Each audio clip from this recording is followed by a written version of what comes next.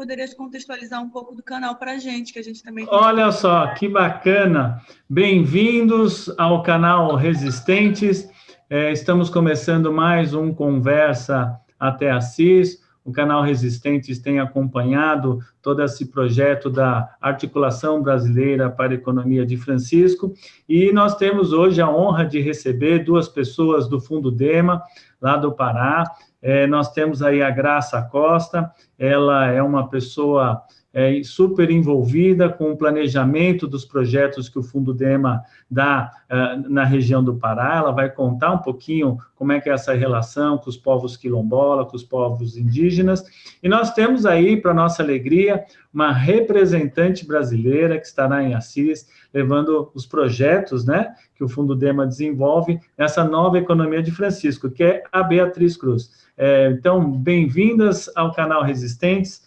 Suas boas-vindas aqui para os nossos internautas e assinantes.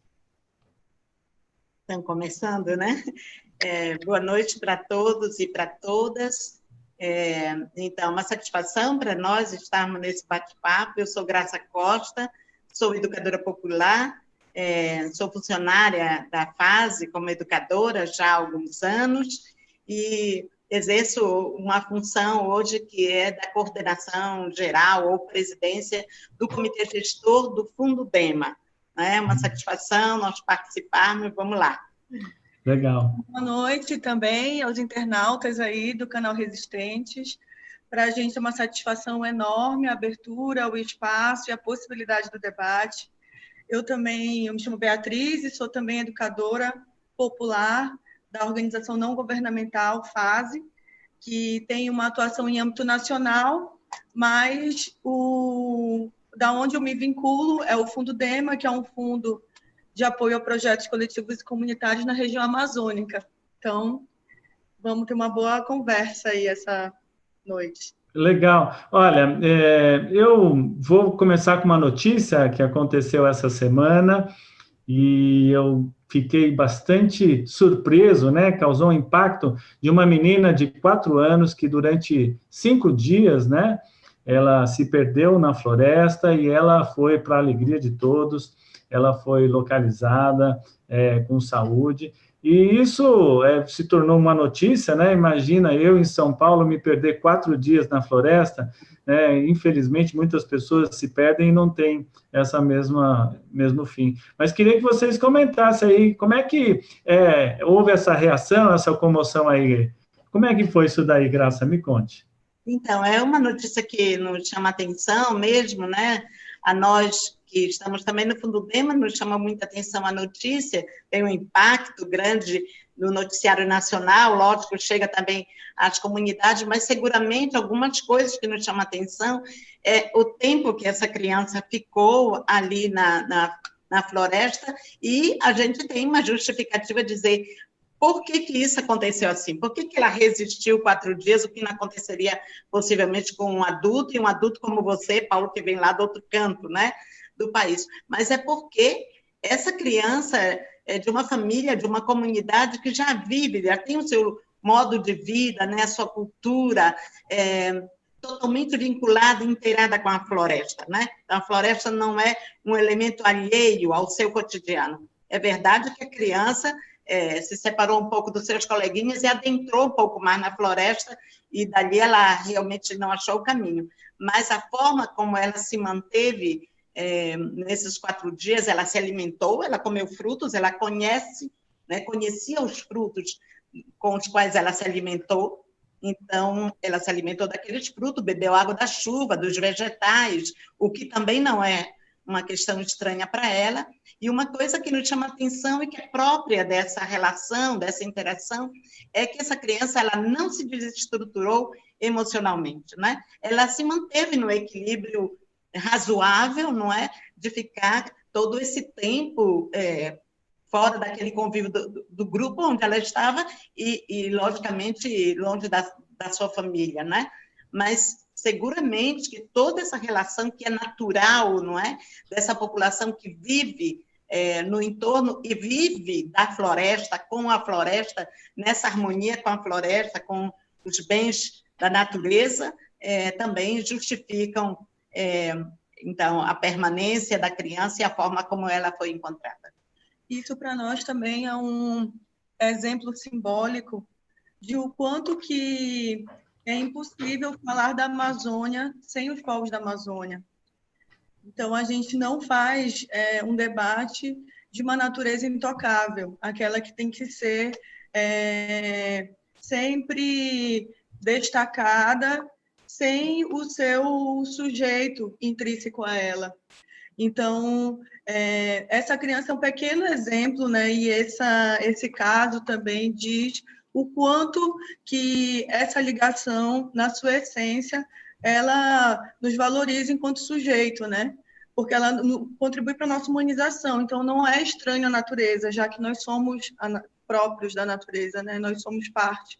Então, nesse contexto, nessa conjuntura em que a Amazônia ela tem se transformado cada vez mais, e não é de hoje também, como um troféu para o capital, esse pequeno exemplo diz o quanto que é impossível desatrelar os sujeitos da floresta, dos rios, da terra, do lugar, dos diversas formas de existir na Amazônia. Eu acho incrível, realmente, eu fiquei muito emocionado, é uma alegria, né, saber pela mãe, pela criança, e demonstrar, né, o respeito que existe, eu acho que essa mãe natureza, que a menina tem desde pequena, né, demonstrando a importância dessa ligação do ser humano, do homem, com o seu habitat. Se eu já dar entrada aqui, algumas pessoas já estão nos seguindo aqui, desejando uma boa noite, a Ângela Sadoc, que é uma nossa amiga companheira do Rio de Janeiro, já está com a gente, Josi Negreiros, outra companheira nossa aqui, a gente tem também a Rosana Moda, dando boa noite, companheiros resistentes, a conversa vai ser boa, obrigado, Rosana. A Maria Margarete Costa, boa noite, Paulo, Beatriz e amigos da Economia de Francisco. Ótima semana a todos e todas. Namastê. Muito legal esse vínculo que está se criando desse grupo de Economia de Francisco e das pessoas que vão para Assis, né? O evento de Economia de Francisco vai acontecer entre os dias 26 e 28 de março deste ano, né? Portanto, daqui pouco mais de 80 dias aproximadamente. E nós vamos ter lá as propostas levadas pelos grupos que estão se organizando. E o grupo e o Fundo Dema faz parte de uma desses grupos sociais que estão levando uma proposta para lá. Eu queria aproveitar, então, ouvir de vocês, Graça e Beatriz, que me falasse um pouquinho do Fundo Dema, né, apresentasse de modo geral, e depois a gente entra, né, especificamente dentro dos projetos que o Fundo Dema desenvolve. Muito bem, Paulo, assim, o Fundo Dema é uma experiência que nasce no início da década dos anos 2000, aí, bem no início, mas ele é resultado da atuação de muitas organizações, movimentos sociais dessa região da Transamazônica e Xingu, toda essa região aí do entorno, na luta, principalmente contra essa exploração ilegal dos bens da natureza, né? Naquele processo do início da década, tinha uma intensa mobilização em volta das denúncias da forma ilegal como a madeira estava sendo retirada da floresta, não é? E nós sabemos que esse fenômeno continua acontecendo, mas, então, ali é um marco dessa luta das organizações, porque era principalmente aquilo que nós chamamos do ouro, né, da floresta, né, em termos de madeira, que era o mogno, né, e ele estava sendo retirado das terras coletivas, das terras indígenas, né, naquela região. E logicamente, que já tinham muitas denúncias aos órgãos públicos, né, e a prática naquele tempo era à medida que essas pessoas que faziam esse processo de retirada ilegal da madeira, se eles eram denunciados e era tomada uma providência, aquela madeira que estava sendo retomada de volta pelos órgãos de fiscalização, elas eram colocadas em leilões. E logicamente, eram os mesmos que retiravam ilegalmente a madeira, abiscoitavam de volta, não é? A compra da madeira em leilões por preços muito, muito baixos, né? Então, e esse era um processo comum, né, na região. Então, a insistência, a persistência e a ampliação dessa luta por toda essa região fez com que o governo, naquele momento, tomasse, enfim, uma medida, né? Então, foi o Ministério do Meio Ambiente, o Ministério Público Federal e Estadual, vários outros órgãos, a Polícia Federal, vários outros órgãos de fiscalização que conseguiram, então, sentar junto com essas organizações da sociedade para encontrar uma saída para aquele crime ambiental permanente, né? Sucessivamente acontecendo nos territórios, né? E ali, então, muitas reuniões foram feitas até que se chegou a essa proposta, que foi a utilização de uma quantidade de toras de madeira, de mogno, né, que, então, foram, então, colocadas, então, na mão dos órgãos de fiscalização, que resultaram numa venda dessa madeira no mercado internacional, e o resultado desse processo, o dinheiro dessa operação, é o que se constituiu nesse fundo, né? Então, as propostas foram de se constituir um fundo fiduciário, cujo recurso está colocado, né, num banco público, que é o Banco da Amazônia. Ele é um capital fiduciário, portanto, não se toca no capital principal, e a operação é uma operação de rendimento desse capital, né, numa operação financeira de rendimentos, e o que se coloca como rendimento que dá, é o princípio principal da realização dos editais. Então, os editais de pequenos projetos, de projetos comunitários, coletivos, que são apresentados pelas organizações comunitárias, advêm desse recurso, não é? Então, o Banco da Amazônia continua sediando o capital principal, não é? E a operação financeira resulta, então, nesses rendimentos que vão ser divididos, socializados através dos editais.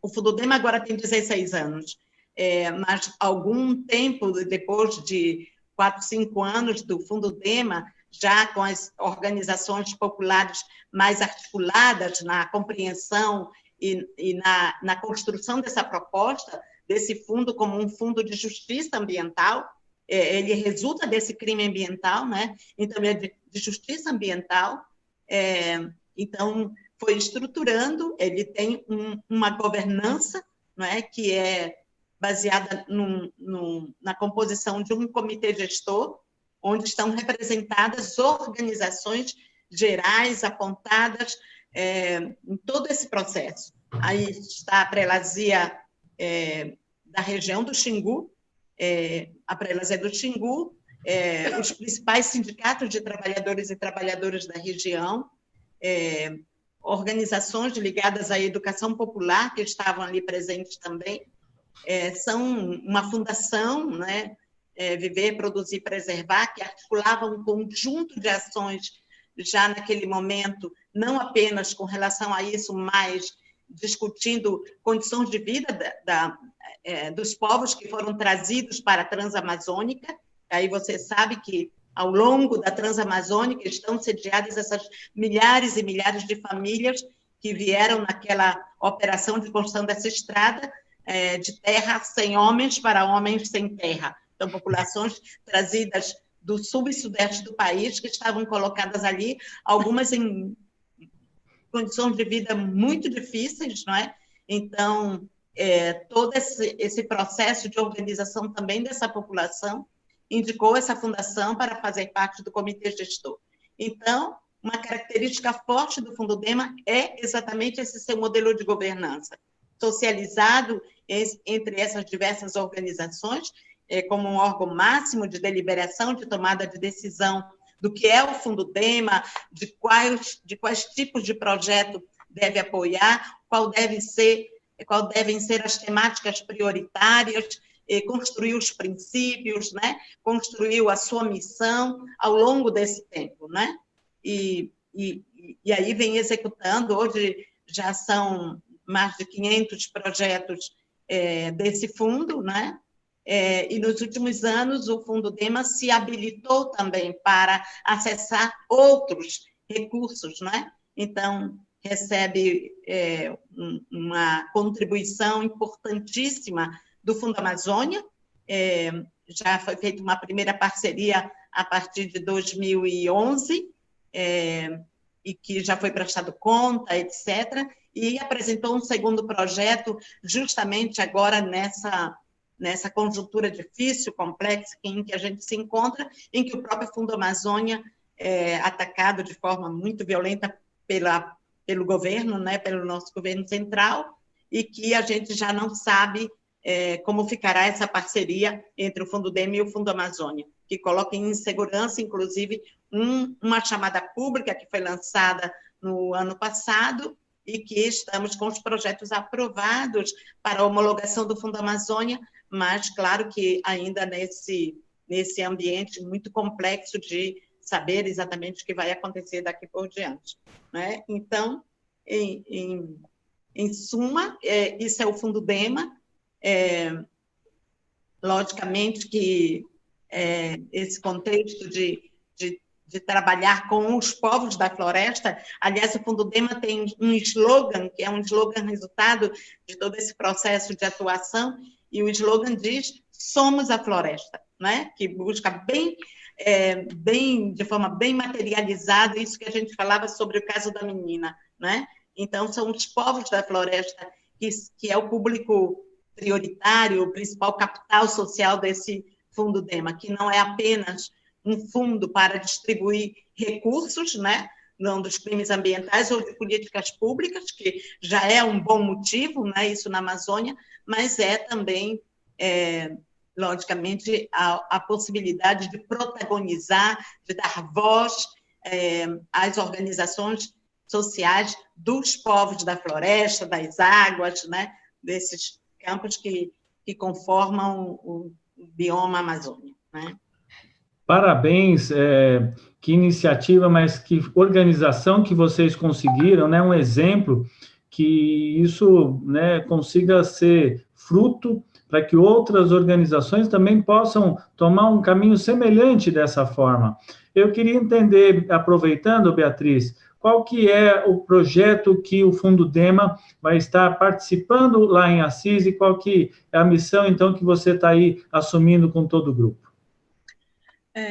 Então, primeiro que a minha participação em Assis é uma participação muito coletiva, né?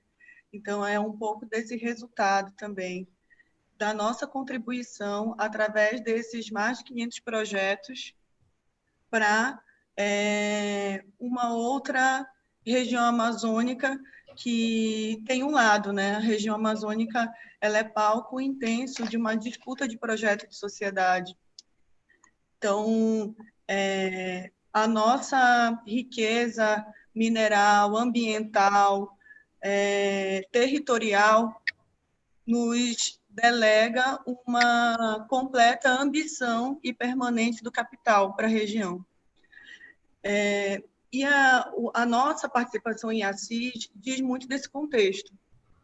Primeiro, é uma participação que diz o quanto que essa região tem sido palco de conflitos, mas não está estagnada nesses conflitos, ela também propõe.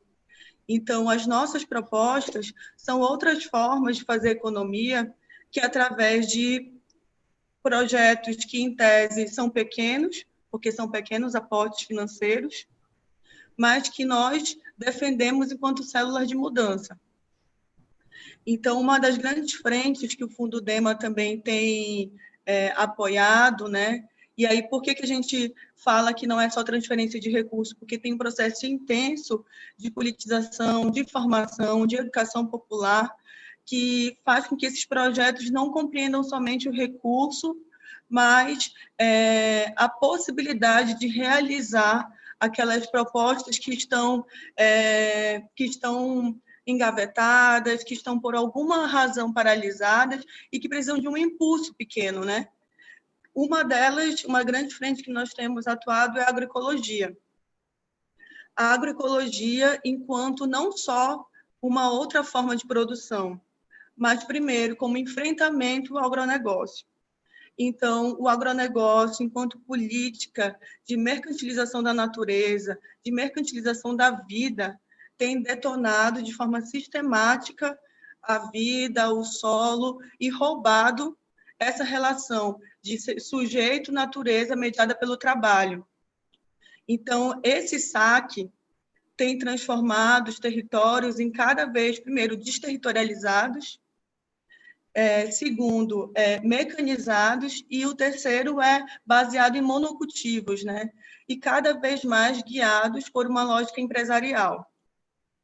Então, a agroecologia, primeiro, ela enfrenta, ela não é uma agroecologia que nasce da neutralidade, que nasce, né, de um vácuo, ela enfrenta e ela resgata um acúmulo de conhecimentos que sempre existiram, mas que nessa parte da história em que o agronegócio é hegemônico estão sendo negados.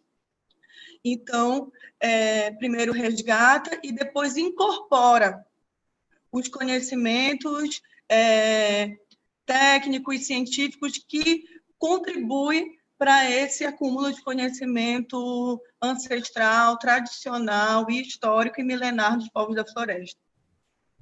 Então, a agroecologia também é para além de uma forma de produção, é uma outra forma de socialização da vida. Então, para nós, não é agroecologia quando tem violência contra a mulher, para nós não é agroecologia quando explora um sujeito por outro sujeito, para nós não faz parte de um projeto agroecológico qualquer tipo de opressão e exploração. Então, também não é somente uma produção orgânica, quando como várias intenções, inclusive mercantilizadoras, tentam enquadrar. É um projeto de outra sociedade, que contribui para impulsionar uma outra sociedade que seja mais justa, mais fraterna, e que também, na medida que a gente mude a gente mude a natureza externa, a gente muda a nossa própria natureza interna. Então, a agroecologia para nós tem esse sinônimo. E nós, no Fundudema, temos apoiado muitos projetos que estão no curso dessas ações e que constrói o que a gente chama de uma construção social de mercados, que são experiências, a construção social de comercialização, que são experiências que colocam no centro não a busca pelo dinheiro em si, mas a busca também por uma outra relação social. Então, as feiras agroecológicas são uma marca, são um exemplo, são a materialização disso. As feiras agroecológicas, elas têm sido uma posição que as mulheres, tem sido uma ação que as mulheres têm defendido para si. Porque é na feira que elas trocam os saberes daquela produção, elas não trocam só os sabores, mas trocam os saberes. São nas feiras que elas se reúnem, também é uma forma de reunião, uma forma de diálogo com a sociedade. Então, as feiras, elas são um exercício também de libertação das mulheres. É quando elas enxergam que aquele prestígio da produção, que na maioria das vezes é invisibilizada. Então, essa é uma construção que a gente chama de social de mercados, né? E os nossos projetos têm também contribuído para isso. Uma outra experiência que a gente tem realizado, e aí é junto da fase, né? Para ficar mais compreendido, o Fundudema ele está no interior da fase. A fase ela tem um histórico mais largo, mais antigo, desde 1961, e o Fundudema já tem uma experiência mais recente e está nesse bojo das experiências da fase. E dentro dessa nossa ação conjunta, a gente tem uma experiência prática da economia feminista. E o que é essa economia feminista? Primeiro, a economia feminista questiona a economia clássica. A economia clássica, ela considera trabalho somente o que é mediado pelo mercado, pelo dinheiro, o que é remunerado. E nessa história da economia clássica, as mulheres são consideradas dependentes economicamente. E a economia feminista é tanto um campo de estudo, mas também um campo de ação que diz o contrário, diz o centro não está no mercado, o centro está na manutenção, na sustentabilidade da vida, os elementos necessários para sustentar a dignidade e a vida humana. E nisso, tanto o trabalho de homens, mas também em conjunto, e da mesma forma o trabalho de mulheres é também parte dessa economia. E eu lembrei o que você está falando aqui, Graça e Beatriz. A gente entrevistou na semana passada o Frei Rodrigo falando de Brumadinho. Ele usou um termo lá que eu gostei bastante. Ele usou ecologia integral, para dizer, na verdade, da questão do meio ambiente, da questão dos valores que são aplicados ali. Eles fizeram um levantamento e perceberam como a integração desses núcleos todos, eles traziam resultados absolutamente incríveis naqueles grupos sociais que eles atingiam, né? E vocês me falaram hoje, que já acabou de dizer que são mais de 500 projetos que já foram beneficiados pelo Fundo DEMA. Como é que a gente poderia dividir, né? Nessa região, acho que principalmente é do Baixo Amazonas, aí onde vocês têm uma atuação maior, né? Quilombolas, indígenas, como é que se organiza? Dá alguns exemplos para nós, para a gente entender melhor essa organização. Então, assim, à medida que o Fundo DEMA lança um edital, logicamente, como a gente está lhe dizendo, o Fundo DEMA faz também seu processo de discussão interna, onde as áreas temáticas são debatidas e priorizadas. Então, essa questão da agroecologia, segurança, soberania, segurança alimentar e nutricional é um forte componente, não é? Assim também como as ações de defesa, né, de gestão dos territórios coletivos, também uma outra, o enfrentamento à violência, né, e a violência na sua visão mais ampla, enfim. Então, tem algumas dessas temáticas que são prioritárias. Então, tem um edital. Abre o edital, baseado em alguma dessas temáticas, com prazo para recebimento dos projetos. Lá vai nós, falando desde os nossos princípios. Então, o Fundo DEMA promove, através da nossa ação, nós, os educadores e as educadoras, nós temos uma metodologia do Fundo DEMA que integra, que incorpora a realização de um conjunto de oficinas de formação, por exemplo, para elaboração dos projetos. O Fundo DEMA tem negado que receba nos editais, né, projetos encomendados. Então, a questão do projeto, na sua estruturação mais técnica, não é mais o mais importante para o Fundo DEMA. O mais importante num projeto é a participação da comunidade, que aquela demanda que vai ser apresentada num projeto tenha sido discutida na comunidade e deliberada ali, e ali algumas pessoas da comunidade elaboram. O Fundo DEMA tem um roteiro de projetos que está colocado no seu site, então, a partir dali, a comunidade estrutura lá o roteiro, né? Preenche o roteiro de elaboração de projetos. Mas, para isso, nós realizamos as oficinas. E as oficinas, elas contribuem para exatamente essa compreensão, assim, o que é um objetivo geral para a comunidade, né? O que ela quer alcançar com aquele projeto, e mais do que isso, aí, mas o que concretamente vai ser alcançado com aquele recurso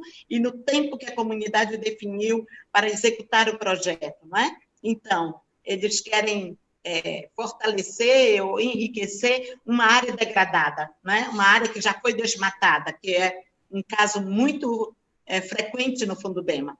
Então, Aí, com o tempo tal, eles vão dizer quais são as principais ações que eles vão realizar para enriquecer aquela terra de novo, né? Aquele pedaço de terra. E aí, são SAFs em geral, então, né, sistemas agroflorestais, nessa concepção que a Bia falava da agroecologia diversificada, eles dizem que espécies nativas eles querem trazer de volta, às vezes são espécies nativas que já vão sumindo daquela região, então eles reconstroem esse contexto e, junto a isso, coloca lá hortas ou, entendeu? Espaços também de produção de alimento, né? Então, são diversas formas articuladas, somadas, que vão enriquecer aquela área degradada, né? Então, esses objetivos, a comunidade vai dizendo como quer fazer, né? Através de quais ações, se vai fazer mutirão, se vai fazer uma formação e vai chamar o técnico da Emater para vir ajudar ali, eles compreenderem uma técnica, mas também como eles vão valorizar o conhecimento dos mais antigos da comunidade, como eles vão valorizar o conhecimento das mulheres da comunidade, como eles vão integrar a juventude da comunidade, né? Então, são feitas oficinas, inclusive para que eles saibam também elaborar o orçamento, né? Então, dividir aquele dinheiro em que vai ter essas oficinas e tal, mas eles vão comprar equipamento, é necessário comprar algum equipamento que vai ajudar a constituir os SAFs, não é? Eles precisam de um computador na comunidade, uma maquininha de reprodução de cópias, enfim, quer dizer, é a própria comunidade que vai protagonizar o seu projeto, né? Então, essa é uma forma utilizada pelo Fundudema para que as comunidades, elas próprias, sejam sujeito daquelas células, que a Bia usou bem a palavra, são células de transformação. Então, são projetos pequenos, porém, eles produzem resultados fantásticos, Paulo. Depois, no decorrer da execução do projeto, de novo em campo, as pessoas que fazem parte do comitê gestor do Fundudema são também dinamizadoras desse processo. Então, visitam as comunidades para acompanhar a execução do projeto, né? Se a comunidade está tendo alguma dificuldade, como que vai resolver aquela dificuldade? Às vezes, o banco não aceita abrir a conta, é um grande impasse isso, né? Um entrave, os bancos compreenderem o que são esses pequenos projetos, né? Então, coloca sempre uma quantidade enorme de dificuldades para abrir as contas. Então, vai lá, vai conversar com o gerente, não sei o quê. Então, faz todo um processo de acompanhamento e de avaliação daquelas estratégias, daqueles objetivos que foram colocados para serem executados pela comunidade, e vai avaliando ali com a comunidade até que chegue no final do projeto e eles tenham feito já os seus relatórios narrativo e financeiro, prestando conta para o Fundudema, né, que, por sua vez, presta conta também àquele doador, não é? De como executou aquele recurso, não é? Quais foram suas dificuldades, mas que avanços eles estão vendo na comunidade, e, inclusive, ao longo desse tempo, o Fundudema foi discutindo e hoje já tem construído um sistema de indicadores, né? Indicadores mais econômicos, mais ambientais e tal, que eles vão ali também vendo para medir o impacto, os resultados dessas ações, dos projetos na comunidade, às vezes articulando outras comunidades, enfim. Pois não, Paulo. Graça, você falou sobre a questão que muitos projetos são de manejo, são de replantio da floresta, de recuperação. Eu vi aqui, acho que são quase 500 mil árvores, pelo menos, aqui, eu não sei o número exato, mas não apenas falando da recuperação da Mata Amazônica, a questão que vem do ano de 2019, que chamou atenção no mundo todo, e que o Fundo Amazônico, inclusive, tem interferência direta nisso, que são os recursos que vêm, são a questão das queimadas, né, e do fogo que tem sido colocado aí. Vocês têm dados mais recentes de como está a situação hoje? Como é que está esse momento? Vocês podem atualizar os nossos telespectadores, por favor? Sim, sim. Então, aqui na região, a gente, a partir da mudança de governo, aprofundou e agravou a política de desmatamento da Amazônia, né? A gente já estava numa crescente, mas agora a gente está assim num pico alarmante de desmatamento. A gente chega hoje num dado assustador de ter 9.762 quilômetros quadrados de floresta desmatada. E esse dado ele também foi impulsionado pela sequência de queimadas na região, né? A gente sempre fala que as queimadas não, elas são mais do que queimadas, elas são o agronegócio profundamente articulado com o seu bloco de poder.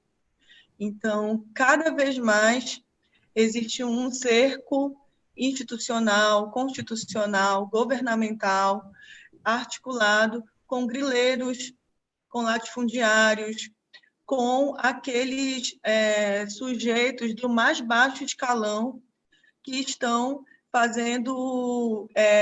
estão materializando essa política que para nós é quase que irrecuperável, né?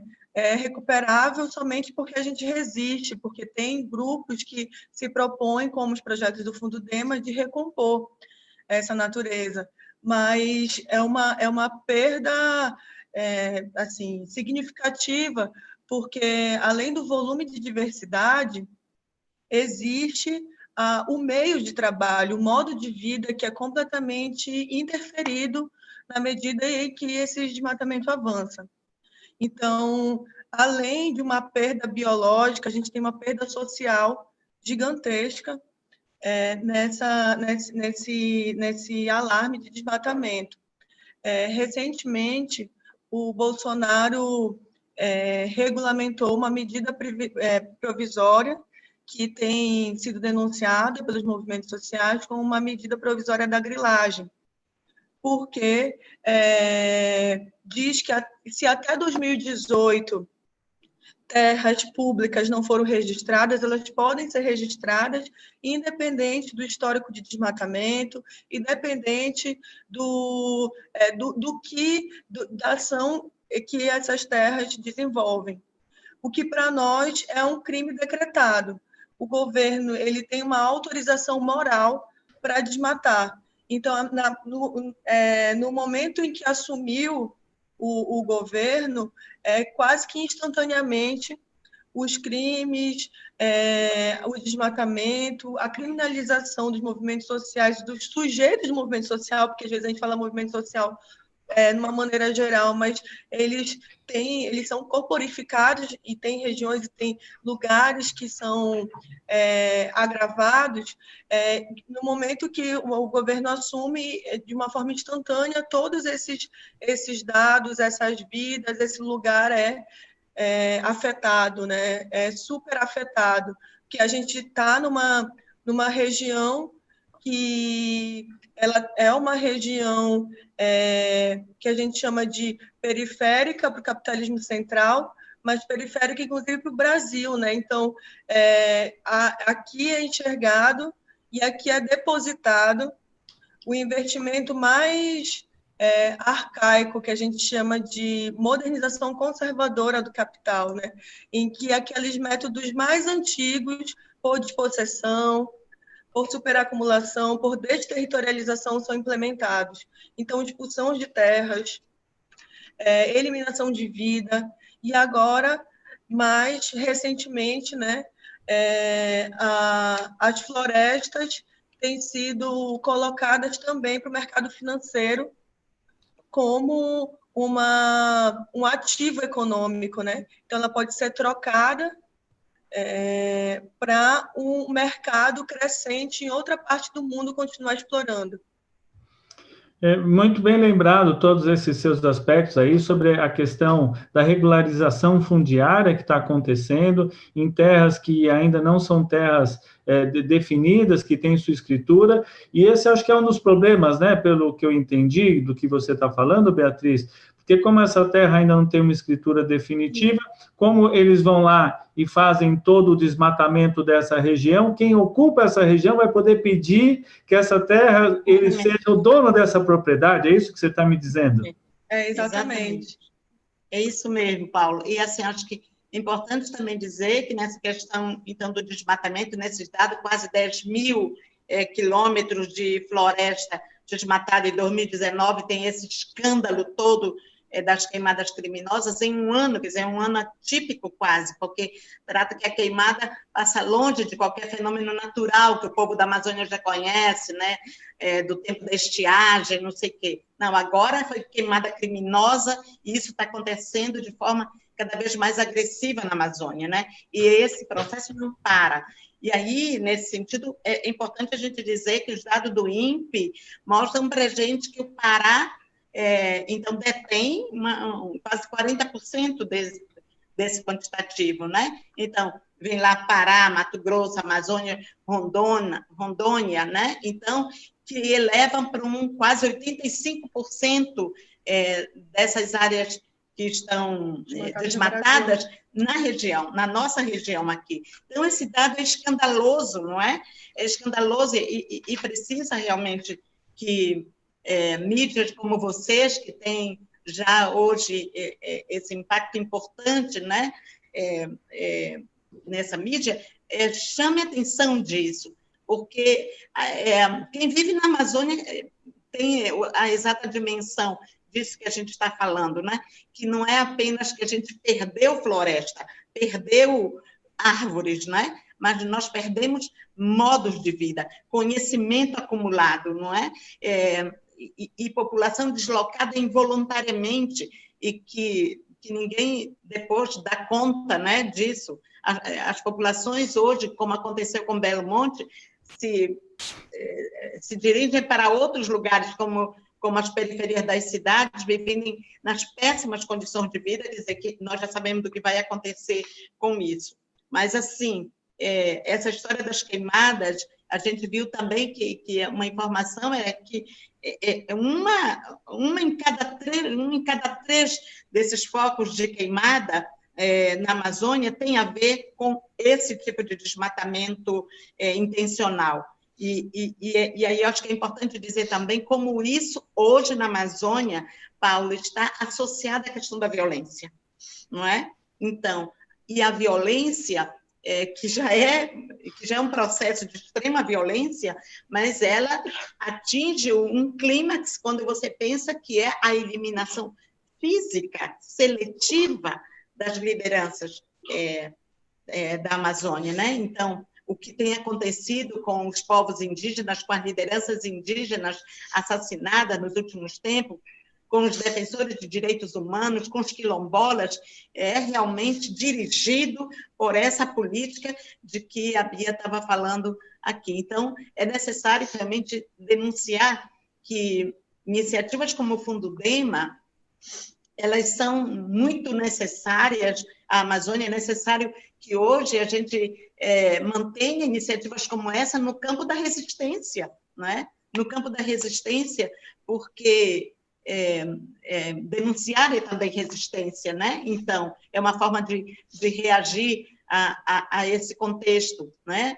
Em que a gente está vivendo, não é? E mostrar que, inclusive, do ponto de vista da economia, que é o que mais se fala, não é, assim, em prosa e verso pelo governo, que é a utilização econômica, né, da região para o agronegócio, para o grande negócio, nós nos colocamos no âmbito das organizações que fazem um outro tipo de uso, que é o uso que a gente... É uma palavra já muito utilizada, às vezes mal utilizada, que é a sustentabilidade, essa forma de interação com a floresta, mas com os modos de vida, com o protagonismo dessas populações, com o respeito ao conhecimento tradicional, não é? Então, assim, que há sim formas econômicas importantes, claro que não estão nessa lógica, né, dessa economia hegemônica, né? Mas há outras formas de economia que tomara que o encontro das economias de Francisco consiga realmente construir essas referências todas que a gente precisa disseminar na região, não é? há, sim, outras formas de economia que seriam capazes de bem utilizar a floresta economicamente, sem chegar nessa situação em que a gente se encontra hoje na Amazônia. Muito bacana. Eu sou absolutamente, compartilho dessa sua visão, Graça. Tenho certeza que o planejamento, a organização é necessária para a gente barrar, né, esse tamanho. 40% do desmatamento de 2019. É isso que você me disse, desses 10 mil hectares, 10 mil quilômetros de desmatamento que a gente teve em 2019. Eu estava ouvindo uma entrevista do Ricardo Galvão, que foi o presidente do INPE, que estava por trás do trabalho todo. Ele disse que, só para a gente ter dados comparativos, né, que em 2012, depois de 8 anos de trabalho, o desmatamento caiu de 24 mil quilômetros para 4 mil quilômetros. Então, de lá para cá, com o governo do Temer, com o governo do Bolsonaro, o aquecimento global virou historinha da... Né? É que a gente está vendo, e a Amazônia é nossa e pode tudo, então a gente não tem que ter o respeito, né, à nossa floresta. Aqui, eu queria, olha só que legal, a gente começou com a história da garotinha, Vitória, né, que ela conseguiu sair. A Josi fala assim, felicidade para todo esse desfecho. A intimidade de uma criança com a floresta a fez corajosa na sobrevivência. Você até falou uma coisa bem legal, né, Graça, que ela não, em momento nenhum, ela perdeu, né, o equilíbrio. Sim.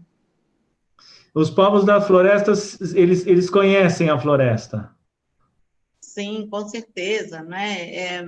Essa é a forma natural dessa interação, né, entre o povo e a floresta. Por isso que nós gostamos de utilizar a palavra, em vez de preservação, né, proteção, de conservação mesmo, né, dessa interação entre os povos e a floresta, né, e os campos e os rios, com os bens da natureza, né, porque realmente eles conhecem bem, eles acumulam esse conhecimento, e é isso que vem nos projetos do Fundudema, não é? Então, são dezenas e dezenas de projetos que tratam sobre a produção de mel, né, a produção de outras plantas que, na verdade, curam, né? São as plantas que curam.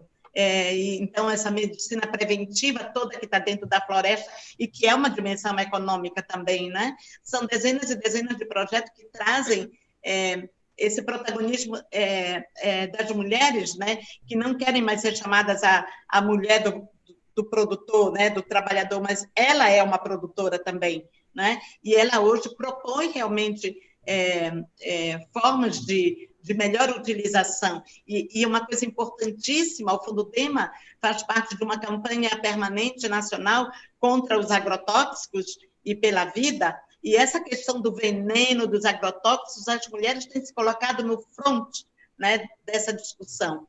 E elas são quem estão, inclusive, estimulando seus maridos a que os plantios não sejam mais feitos com a utilização de veneno, né? Mas elas têm cada vez mais, nessa sabedoria, né, que vem dos seus antepassados, dos ancestrais, dos povos da floresta, de que elas também detêm o conhecimento de como fazer um adubo, de como fazer um veneno, um defensivo, né? E de como tratar os insetos, enfim, que aparecem na natureza, né? Então, isso são projetos maravilhosos com esse conhecimento, né? Então, que a produção da galinha caipira, dos ovos, etc., também são feitos a partir de uma alimentação saudável desses animais, né? Então, esse alimento, todo ele retirado da floresta também, não é? Então, a gente diz sempre assim que o Fundudema, como outras iniciativas desse tipo, são umas experiências que dão certo e que demonstram como os povos da floresta, então, convivem tão harmoniosamente com a floresta. Agora, tem um elemento também que eu acho que é importante da gente colocar aqui, para além dessa questão da denúncia do veneno, dos agrotóxicos, que tem impactado esses povos também por conta da saúde, né? Você sabe que que muitas doenças têm surgido também por conta da exposição das pessoas ao veneno, né? Assim como atingidas mesmo pelo uso do veneno, né? Então, as mulheres sempre falam que quando elas têm os maridos ou os filhos que trabalham numa fazenda, numa empresa que utiliza muito agrotóxico, mas são elas que lavam as roupas do marido, elas estão expostas a isso e elas têm narrado muitas vezes doenças, em especial cânceres que têm aparecido, onde elas têm colocado, infelizmente, a questão da pesquisa sobre isso ainda são muito tímidas, mas que isso tem trazido realmente muitos impactos à saúde dessa população, não é? Então, as mulheres têm chamado a atenção para isso também. Mas essa outra questão que eu gostaria de colocar, Paulo, é que diz respeito à presença hoje, e numa expressão cada vez mais ampliada, das empresas de mineração, da mineração que se expande também na nossa região e também nas áreas de atuação do Fundudema, não é? Então, logicamente que quando trata essa questão da mineração, aí não diz respeito só aos problemas, aos conflitos que advêm lá da mina, não, isso já é um grande problema, mas existem os outros problemas também que vêm disso, que esse deslocamento involuntário, muitas vezes, da população, provocado pela ação das mineradoras, né, a forma como hoje elas se dirigem cada vez mais diretamente aos territórios, então elas têm feito um assédio permanente às comunidades pela compra, né, dos territórios das comunidades, né? Então, e fora todo esse enfrentamento a um conjunto de ações do capital pela infraestrutura, ferrovias, hidrovias, acampamentos, alojamentos, cidades técnicas, sei lá, enfim, não é? Então, é um conjunto de ações que atingem profundamente essas populações. Então, hoje, a questão da defesa do território também é uma questão forte nas demandas colocadas pelos projetos. As populações têm trazido muito a proposta de projetos com planos de uso, que eles consigam fazer uma leitura do seu próprio território e fazer uma proposta de gestão, além de trazer o debate sobre outras formas de proteção, inclusive o protocolo de consulta baseado no que diz a OIT, né? Então, hoje tem sido muito demandado já pelos projetos também do Fundudema. É um elemento novo, mais ou menos novo disso, mas você vê também que tamanho de enfrentamento de desafios com relação aos conflitos essas populações, então, convivem também em seus territórios. Só para complementar rapidinho, Paulo, depois te passo a palavra. Claro, por favor. A gente tem um edital aberto agora, até o dia 31 de janeiro, por exemplo, que a gente vai apoiar 80 projetos através desse edital, e o nome do edital é Territórios Livres de Mineração.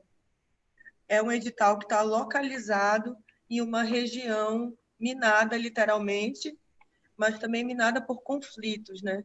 Que é o Baixo Tocantins, especialmente na região de Barcarena e Abaetetuba. Barcarena é colocada como um entreposto logístico para as grandes empresas do mundo, e aí lá não é um lugar onde se produz o monocultivo em si ou se retira o minério em si, mas é um corredor de transporte para exportação. Então, é utilizado as grandes potencialidades dos rios como potencialidades para exportação, para as largas e extensas exportações. Então, as grandes multinacionais têm tido uma prática cada vez mais ofensiva ali em Barcarena, em Abaetetuba, para disputar e para eliminar, né, a existência de um contraponto. Então, ali, a gente tem tido uma experiência muito rica para contribuir nessa articulação de força popular, articulação de força comunitária, ativa, que resista a esses grandes projetos. Então, a gente vai apoiar esses 80 projetos e a gente está no processo como a Graça coloca, né? Não é uma metodologia de transferência de recurso, mas é especialmente de articulação de redes de resistência. Então, ao final desses projetos, a gente propõe intercâmbios, por exemplo. Os intercâmbios são momentos em que a troca de experiências de cada projeto diz não é permitido parar por aí. Cada projeto ele precisa ter uma continuidade permanente. Então, os intercâmbios eles trazem muitas lições, né? E a continuação de um pequeno projeto é como se fosse um reforço a mais para continuar nas lutas diárias, na resistência diária, na vida cotidiana por uma outra vida. Então, em Barcarena, a gente tem iniciado essa experiência, ela é recente, então é um edital que está em aberto agora, que a gente tem se debruçado, para além agora da questão agrária, a questão mineral é um foco grande no nosso debate. Olha, eu anotei aqui, então, só se eu estou errado, eu pelo menos vi 3 pontos muito importantes de denúncia de problemas extremamente graves que vocês apontaram aí. Eu vi, primeiro, a questão das queimadas, né, apontando que foram quase 10 mil quilômetros de queimada em 2019, um aumento significativo que nós tivemos de anos anteriores para 2019. A questão dos agrotóxicos, né, que a Graça falou aí, a questão foram mais de 400 agrotóxicos liberados no ano passado pelo presidente Jair Bolsonaro.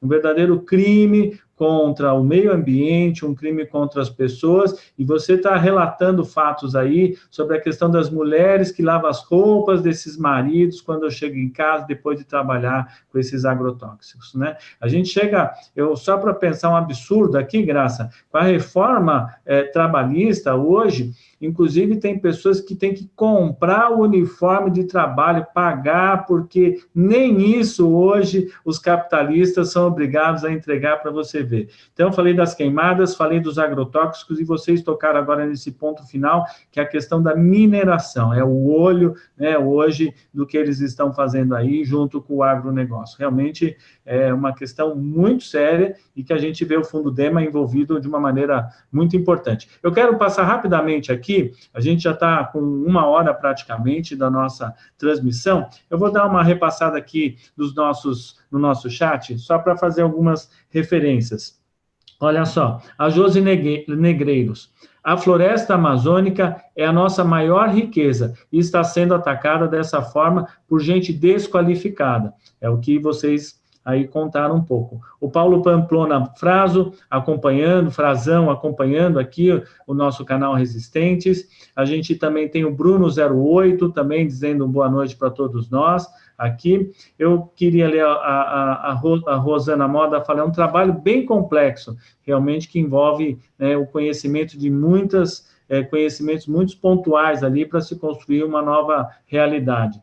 Elizabeth Fernandes, é o governo da destruição. A gente aqui compartilha essa mesma percepção que a Elizabeth Fernandes falou. Marina Rude, boa noite, comunidade. O Eugênio Neto, boa noite a todos, também aqui nos assistindo no canal Resistentes. A Maria Margarete Costa, como se não bastasse a maioria dos latifúndios serem herdados das capitanias hereditárias. O governo ainda abre essa prerrogativa criminosa de legalização das terras. E a Rosana Moda complementa, a batalha do povo amazônico contra esse crime é enorme. A gente percebe realmente como são essas grandes dificuldades. Aqui, para terminar, teve mais uma mensagem da Josi Negreiros, uma luta diária e muito sofrida desses povos para preservar a floresta e as próprias vidas. Muito cruel o que fazem com eles e com o meio ambiente. Terão fim toda essa destruição e esses crimes? Né? A gente realmente fica assustado. Antes, para a gente ir para a fase final aqui da nossa conversa, nós já estamos com 1 hora de transmissão, eu queria que vocês falassem um pouquinho desses grupos sociais, né, quilombolas e indígenas, que eu acho que são os dois grandes grupos que vocês têm aí, pelo que eu observei, no trabalho que vocês fazem. O que você poderia relatar dessa questão histórica, né, da ocupação da Amazônia por esses grupos quilombolas e pela questão hoje indígena, que você falou, inclusive, no assassinato de lideranças, e como isso tem sido tratado aí pela Fundação DEMA? Então, o Fundo DEMA, como falei anteriormente, no seu processo de constituição, então tem alguns fundos bem específicos voltados para essas populações que são priorizadas na atuação do Fundo DEMA. Com relação aos quilombolas, o Fundo DEMA tem uma parceria muito importante na região, que é uma articulação estadual, né, aqui no Pará, chamada de Malungo, né? A Malungo, então, é uma articulação forte, né, dos povos quilombolas, então, que é essa articulação que tem trazido para o interior do Fundo DEMA as demandas, né, então, que são colocadas por essa população absolutamente, como é que nós diríamos assim, invisibilizada, né, desse processo de protagonismo. Então, assim, a gente, dentro do Fundo DEMA, tem uma experiência, Paulo, que esses fundos específicos nos trouxeram, para os quilombolas, diz exatamente que, como a questão do racismo, né, então, é tão forte, assim, no nosso país, que até numa experiência como a do Fundo DEMA, claro que essa população é aquela que tem maior dificuldade de apresentar os seus projetos, né? Então, claro que a própria situação geográfica deles, eles estão em áreas, em geral, muito isoladas, né? Então, e também é muito recente a conquista de direitos, por exemplo, da educação, da alfabetização. A maior parte da população ainda não alcança os níveis escolares para formular os seus projetos, então tem que ter um processo muito mais demorado, então, mas seguramente tem sido uma contribuição, porque traz a necessidade de tratar o racismo como estruturante da desigualdade na Amazônia também, não é? Então, nesse ponto de vista, a gente tem visto o quanto é importante que esse fundo específico, né, dos quilombolas tem trazido para essa contribuição aos projetos do Fundo DEMA, né, de tratar essa questão do racismo. Então, e esses níveis de desigualdade. Se existe desigualdade, de forma geral, no bioma Amazônia, né, e para os povos todos da floresta, eles são muito mais acentuados quando falam desses povos, das populações tradicionais e dos povos indígenas, né? Então, são suas terras que estão mais ameaçadas. Então, a gente diria como esse processo de acumulação capitalista, para esse momento, coloca como centro dessa acumulação a questão ambiental e os bens da natureza, os bens comuns, os bens da natureza, logicamente, essas populações quilombolas e indígenas, elas são tratadas como se fosse o último fronte de resistência, a oferecer resistência a essa acumulação. Então, que precisam ser dizimados, tirados do meio do caminho, né? Então, por isso que esse governo, né, e seus associados, né, então, no âmbito internacional, focam de maneira tão direta hoje os quilombolas e os povos indígenas, né? Porque eles são realmente os dois maiores focos de resistência, que o Fundo DEMA valoriza demais isso, justamente porque hoje são seus territórios e são os bens que esses territórios encerram, né? Toda essa relação dessa população com a natureza, com a floresta, e os seus modos de vida, o seu conhecimento acumulado, que são esse impedimento ao chamado desenvolvimento que eles almejam, né? Então, do agronegócio, né? Das grandes agroestratégias, né? Que são colocadas por esse modelo desenvolvimentista, né? Para a nossa região, onde esses povos seguramente não têm sido consultados de forma alguma. Daí Belo Monte para demonstrar nós mesmos no Fundudema, participamos muito ativamente de todos os encontros que se sucederam no período anterior à construção da hidrelétrica de... E mesmo assim foi a vontade governamental, não é, que então deu cabo a todo e qualquer processo, e o que se viu ali depois é o que nós estamos vendo hoje com relação à mineração. Esse assédio que é manipulação e que é também uma forma de ganhar as consciências, os corações desses povos através desses chamados fundos de compensação, essas medidas compensatórias que não trazem de forma alguma, ao contrário, desaloja, mata a cultura, né, mata modos de vida, mata, extermina lideranças, criminaliza os processos, enfim.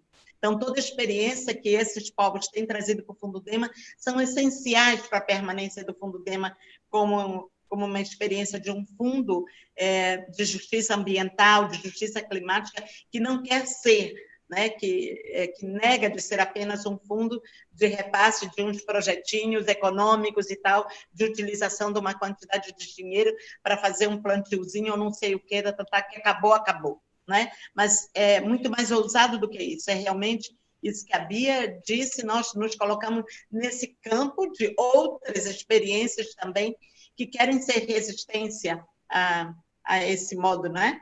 Então, de produção, de acumulação, né? Então, nós nos colocamos aí. Eu ouvi você falando sobre a questão dos quilombolas, que os negros ainda têm mais dificuldade ainda. A gente respira, na minha memória já veio, né, Marielle vive, né, Marielle vive, e ela faz parte da nossa luta, onde todas as indicações, todos os indícios apontam a participação de milícias na região do Rio de Janeiro, onde tem a participação direta, no mínimo, das milícias envolvendo o governo de Jair Bolsonaro, dos filhos dele, da rachadinha dentro da Assembleia Legislativa, né, então, essas questões todas elas se interligam, né? E a gente tem que ter muita coragem aí, eu quero parabenizar. Tenho aqui uma pergunta, olha o Bruno 08 aqui, ele fala assim, boa noite, Floresta. Legal, Bruno. Boa noite, Bruno. Que legal. E aí, o Felipe Diogo, ele deixa aqui uma pergunta, vamos ver se você consegue rapidamente passar, uma de vocês duas. Felipe Diogo, existe algum observatório de conflitos ambientais e sociais junto ao Fundudema? Alguma das duas? Bom, a gente, observatórios, assim, bem mais estruturados, né? A gente não tem, mas a gente tem muitas parcerias na universidade e que realizam pesquisas constantemente e contribuem para esse monitoramento, né? Uhum. Então, a gente, além de parcerias na região, mas, assim, a universidade é um polo também de um estudo assegurado que nos mune aí para as nossas reflexões, para as nossas ações, para o nosso planejamento estratégico. Então, assim, a gente não tem um observatório tão bem estruturado, mas tem muitas parcerias que a gente aciona constantemente para nos ajudar a ler essa conjuntura e também a atualizar essas informações e dados, né?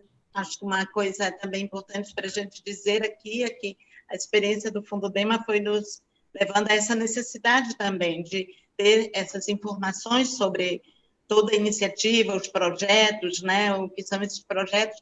Nós temos hoje um tipo de plataforma, né? Um grande banco de dados, onde a gente acumula todo o processo de monitoramento desse quantitativo de projetos que a gente lhe falou anteriormente do Fundudema desde o seu nascedouro, né?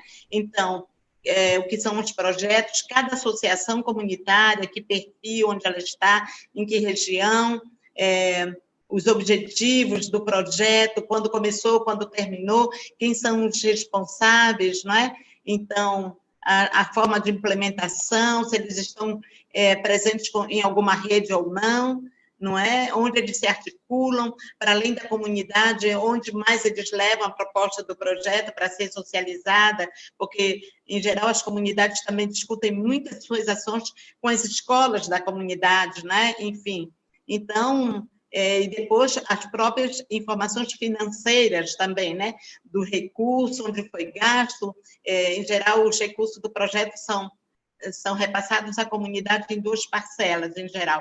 Então, como eles operacionalizaram cada parcela dessa, se ele já terminou, já prestou conta, etc., etc., porque o Fundudema faz isso também, né? Faz os seus relatórios para os apoiadores do Fundudema também. Então, essa plataforma tem servido também para excelentes trabalhos de sistematização, né? Que nós temos feito com parceiros, né? Acho que é importante dizer isso a você também, não é? Que já é uma iniciativa importante que o Fundudema tem também para dar significado, sentido, e que, inclusive, tem nos colocado em contato com outras redes. A gente diz sempre que as experiências do Fundudema têm nos levado a uma atuação multiescalar do Fundudema. Quer dizer, nós estamos no âmbito local, e isso que nós dizemos da importância dos projetos nas comunidades locais e como elas protagonizam, né, toda essa atuação, mas nós temos nos articulado nas redes também, não é? Então, nós estamos e valorizamos alguns espaços, né, aqui mesmo no âmbito da região. Nós participamos do Fórum Social Panamazônico, né, que é um evento, mas não só um evento, é um processo, né, que articula um conjunto de organizações, não mais só da Amazônia brasileira, mas da Amazônia em geral.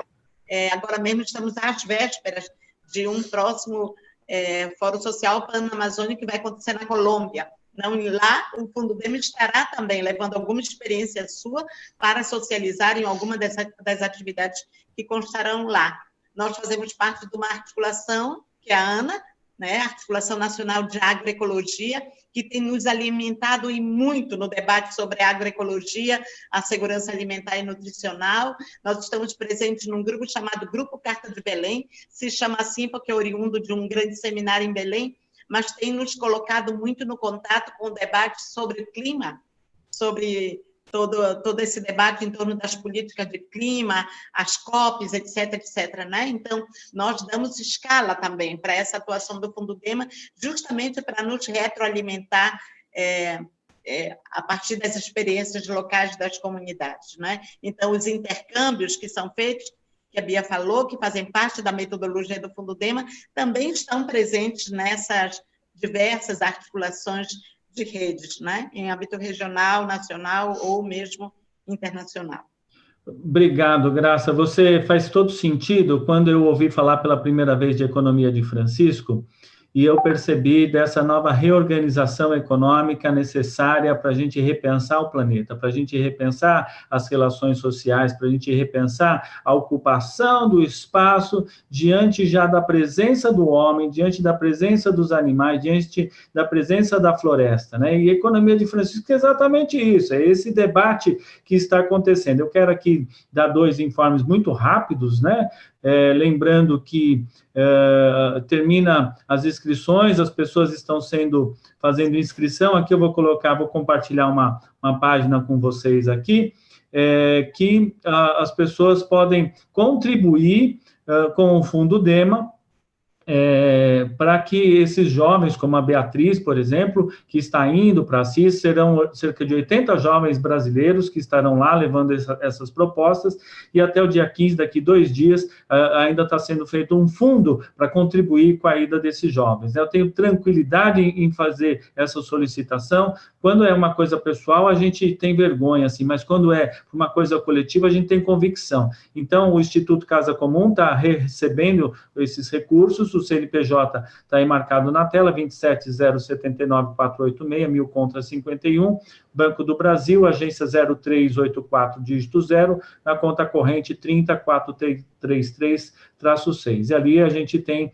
também as informações que você pode localizar na internet, né? Eu mesmo já contribuí, teve várias pessoas, bastante gente contribuindo para que mais jovens brasileiros estejam também em Assis. E quero lembrar né, para a gente já indo nas considerações finais aqui, a gente tivemos uma boa audiência, tivemos muita participação, que compartilhem nas suas redes, que deixem o seu like aqui na nossa transmissão, que se inscrevam dentro do canal Resistentes. O Conversa até Assis é uma proposta que a gente vai seguir até o dia 26 e 28 de março, quando vai acontecer o evento lá.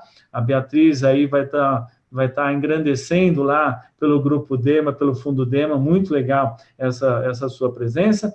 E eu, dessa forma, só para completar, deixo aí aberto as suas considerações finais, para que a gente possa encerrar a nossa transmissão, já estamos com 1h15 aí de bate-papo. Primeiro que a gente agradece imensamente o canal Resistentes, né, por estar propagandeando resistência. Eu acho que esse grande compromisso vocês selam também publicizando a economia de Francisco, né, para que, para além de um evento, seja também uma articulação de uma juventude para revigorar a luta, os movimentos sociais por uma outra economia que seja profundamente anticapitalista, antirracista e antipatriarcal. Eu acho que o nosso compromisso é de reafirmar o lugar dessa luta, da onde a gente tem nossas ações, nossas reflexões, e aí o nosso caminho aí para o diálogo com o Papa é um diálogo que a gente almeja que seja o máximo amplo, o máximo diverso, e a gente tem certeza que é profundamente comprometido, né, com essa outra lógica de vida. E aí a gente agradece aos internautas, a ti, Paulo, por ter nos buscado. É importante que a gente tenha muito mais mídias alternativas e populares comprometidas com essa visibilização, né? Às vezes a gente tem muita luta acontecendo e a gente precisa de canais de anúncio dessas experiências, e vocês são uma experiência dessa. Parabéns também pela experiência de vocês, e que a juventude de Assis se fortaleça aí nas nossas lutas para o próximo momento. Eu também quero agradecer, em nome do Fundo Dema e da FASE, participarmos deste momento. Acho que foi muito importante. A gente gostou muito também, eu gostei imensamente dessa conversa. Agradecer aos internautas que dão a frequência importante para o programa, né? Eu acho que realmente nós temos também a mesma expectativa, Paulo, que depois de ter acontecido um sínodo, né, da Igreja Católica, né, enfim, que tenha focado de forma tão séria, né, tem um documento, o resultado desse sínodo sobre a Amazônia, que a gente achou também um documento muito realista, muito ancorado realmente na realidade da Amazônia e dos seus principais problemas. Então, esse encontro das economias de Francisco, né, e ainda mais com esse foco de trazer realmente a juventude para esse debate, eu acho que é auspicioso, revigorante do ponto de vista de uma iniciativa como o Fundo Dema, não é? Então, nós temos essa expectativa que vai acontecer coisa boa daqui por diante, que realmente, como diz a Bia, não seja ali apenas um evento, mas que dali resultem energias boas para continuar o diálogo sobre essas tantas teses que seguramente serão discutidas ali. Já uma coisa que muito nos anima é que esse Papa tenha colocado, sinalizado para a sociedade, para toda a humanidade, um mandato que tem preocupações muito concretas, né? Então, com relação à vida, né? À vida do planeta, e ter trazido questões tão sérias da ligação, então, do papado com esses processos concretos de vida, e às vezes são muito dolorosos também, né? Então, muito obrigada por nós termos participado. Nós desejamos também que você tenha sucesso aí por diante na visibilidade, também, claro, no resultado que vai ser essa série de reportagens até lá. Estão perguntando um contato de vocês, Graça, do Fundo Dema. Então, nós estamos na FASE, né, onde é a sede do Fundo Dema também, fica aqui em Belém do Pará, na rua Bernardo Couto, 1329, no bairro do Umarizal, não é? O CEP 66 058 080. Nós temos o maior prazer de receber correspondências. Nós temos um site, Fundudema, www.fundudema.org.br. Pronto, nos busque aí também, nós podemos a qualquer momento nos encontrar lá. Do ponto de vista pessoal, nós temos e-mails também, que são e-mails institucionais. O meu, Graça, é M de Maria, M Costa, tudo junto, @fase.org.br. Da mesma forma, Beatriz, né? Beatriz@fase.org.br. Pronto. Legal. Vocês, então, o público gostou bastante, eu também. Somos a floresta. Somos a floresta. Isso. Essa é a nossa missão. Eu acho que todo dia eu vou acordar de manhã, vou fazer uma oração e vou agradecer, né? Somos a floresta por vocês aí, por ter conhecido duas mulheres tão incríveis. Eu quero completar aqui o Conversa até Assis. No sábado, dia 18, vai acontecer o evento no DIEESE, aqui em São Paulo, onde estarão reunidos os grupos de trabalho para a finalização e elaboração das propostas que serão levadas por esses jovens como a Bia até Assis. Nós de lá faremos também uma transmissão, então já deixo de antemão aqui convidados a todos vocês. Nós vamos procurar reunir um pouco os grupos de trabalho para que a gente possa fazer um rápido bate-papo, aproveitando que vai ter todo aquele conhecimento ali junto nesse sábado. Então, nós vamos passar uma informação ainda do horário certinho, mas isso já está garantido para todos vocês. E dessa forma, eu termino o Conversa até Assis dessa segunda-feira, dia 13 de janeiro, com grande alegria. O canal Resistentes fala a todos nós, vamos ser resistentes, né? E contribuem, colaborem e estaremos lá. O começo é em Assis, né? Tudo começa em Assis. Exato. Isso mesmo. Tchau, tchau, Paulo. Somos a floresta. Vamos à floresta. Tchau, tchau.